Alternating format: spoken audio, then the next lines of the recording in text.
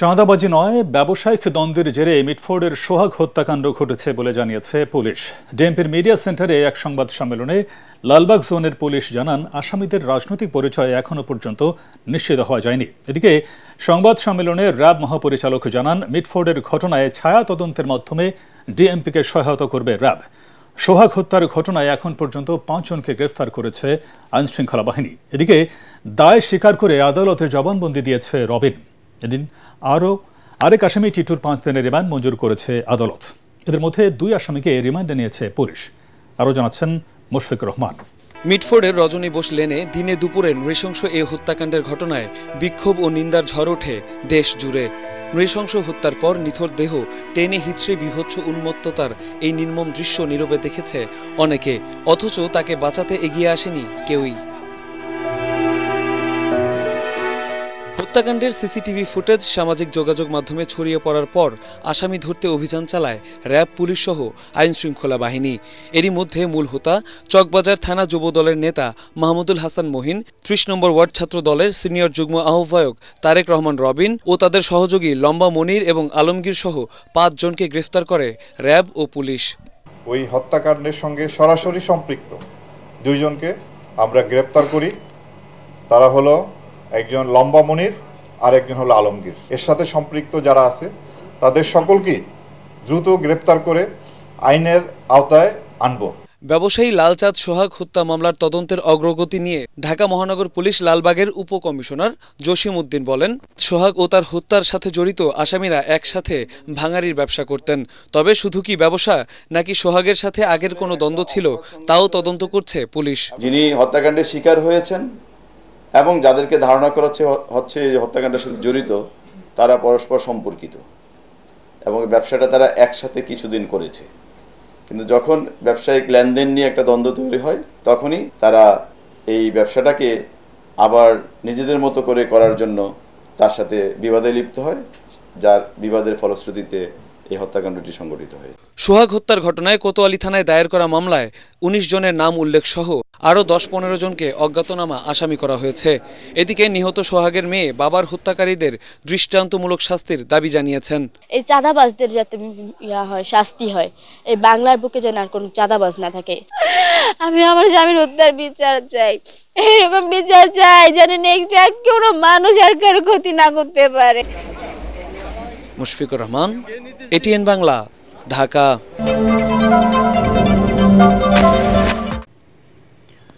প্রকাশ্যে হত্যার ঘটনায় আতঙ্কিত পুরান ঢাকার ব্যবসায়ীরা চাঁদাবাজি ও সন্ত্রাসী কর্মকাণ্ড বন্ধে প্রশাসনকে আরও কঠোর হওয়ার দাবি জানিয়েছেন তারা। এদিকে মিটফোর্ড এলাকার সহ মহানগরের বিভিন্ন গুরুত্বপূর্ণ স্থানে বিক্ষোভ করেছে ছাত্র জনতা। মনির হোসেন তপু রিপোর্ট। জুলাই গণঅভ্যুত্থানের পর নতুন এক বাংলাদেশের স্বপ্ন দেখছে সব শ্রেণী পেশার মানুষ। তবে দিনে দুপুরে এই বর্বর হত্যাকাণ্ড নতুন করে ভাবাচ্ছে সবাইকে। চাঁদা না দেয়ায় আধিপত্য বিস্তার করতে মরদেহের সাথে পশুর মতো আচরণে আতঙ্কিত ব্যবসায়ীরা। একটা বিপ্লবের পর কিন্তু আর একটা বিপ্লব আসে।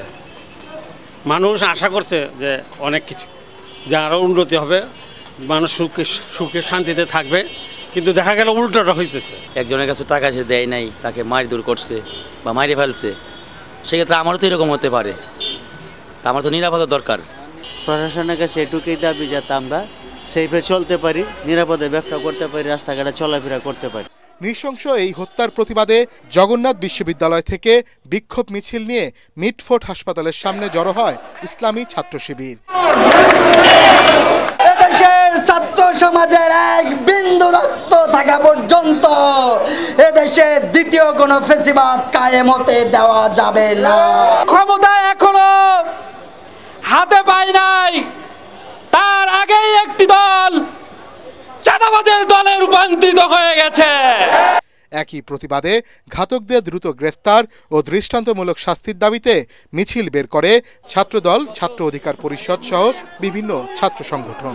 আপনারা আপনাদের রাজনৈতিক ক্যারেক্টারকে পরিবর্তন করেন, ভালো হয়ে যান, আর না হলে এই বাংলাদেশে আপনাদের রাজনীতির ঠিকানা হবে না।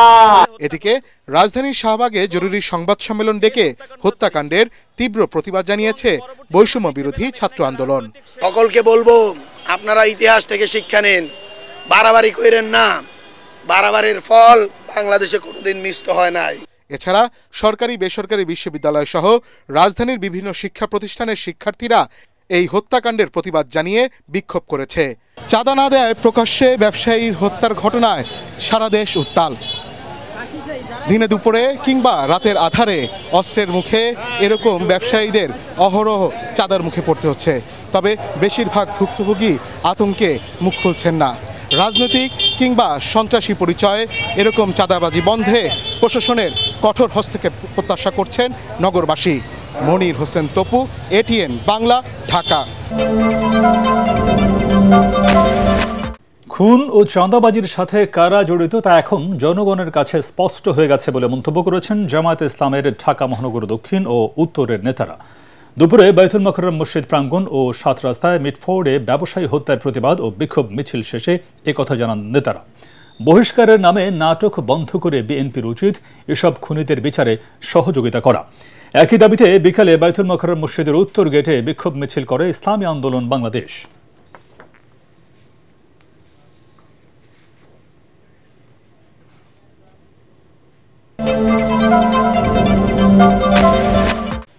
সোহাগ হত্যায় জড়িত প্রত্যেককে কঠিন শাস্তি নিশ্চিতের আশ্বাস দিয়েছেন স্বরাষ্ট্র উপদেষ্টা জাহাঙ্গীর আলম চৌধুরী।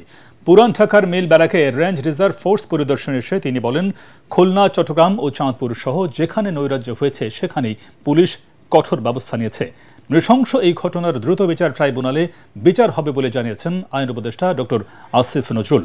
দেশের আইনশৃঙ্খলা পরিস্থিতির উন্নয়নে রাজনৈতিক দলগুলোকেও এগিয়ে আসার আহ্বান জানান আইজিপি। ইমদাদুল্লাহ বাবু রিপোর্ট। শনিবার পুরান ঢাকার মিলব্যারাকে রেঞ্জ রিজার্ভ ফোর্স পরিদর্শনে এসে সোহাগ হত্যার ঘটনায় গভীর দুঃখ প্রকাশ করেন স্বরাষ্ট্র উপদেষ্টা। এ সময় তিনি বলেন, পুলিশ সর্বোচ্চ গুরুত্ব দিয়ে এই ঘটনার তদন্ত করছে। এখন থেকে মব সহ যে কোনো ধরনের নৈরাজ্য আর বরদাস্ত করা হবে না বলেও হুঁশিয়ার করেন তিনি। এটার জন্য আমরা অলরেডি 5 জনকে আইনের আওতায় নিয়ে আসছি। গতকালকে র্যাব 2 জন ধরছে, ইশারা 2 জন ধরছে, ডিএমপি 2 জন ধরছে, আজকে রাত্রে 1 জন ধরছে। আমাদের ডিবি টিমগুলি অলরেডি বিভিন্ন জায়গায় আছে, বাকি যারা আছে তাদের আইনের আওতায় নিয়ে আসার জন্য। এটা খুবই দুঃখজনক ঘটনা। চাঁদপুরে একটা ঘটনা ঘটছে, এটাও আমরা আইনের আওতায় নিয়ে আসছি। আমরা কিন্তু খুব একটা অসহিষ্ণু হয়ে গেছি। ছোটোখাটো যে কোনো একটা ঘটনা ঘটলেই আমরা ইসে যাই। এই জন্য এটা আমাদের সমাজের সব শ্রেণী, আমরা সহ আমাদের সবারই কিন্তু এটা একটু আগে আসতে হবে। এ সময় পুলিশের আইজি জানান, নৈরাজ্য সৃষ্টিকারীরা যে দল বা মতের হোক না কেন তাদের কঠোর হাতে দমনে সারা দেশের পুলিশকে নির্দেশ দেওয়া হয়েছে। এ কাজে রাজনৈতিক দলগুলোর সহযোগিতাও চেয়েছেন তিনি। প্রধান চ্যালেঞ্জটা হচ্ছে যে ভাই,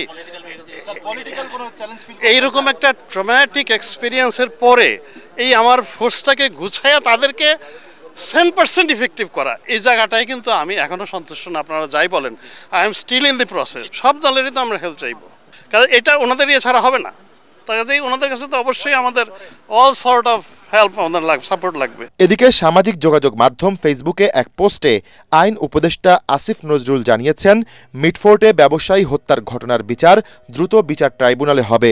2002-এর ধারা 10-এর অধীনে দ্রুততম সময়ের মধ্যে বিচারের ব্যবস্থা করার কথাও উল্লেখ করেছেন তিনি। ইমদাদুল্লাহ বাবু, এটিএন বাংলা, ঢাকা।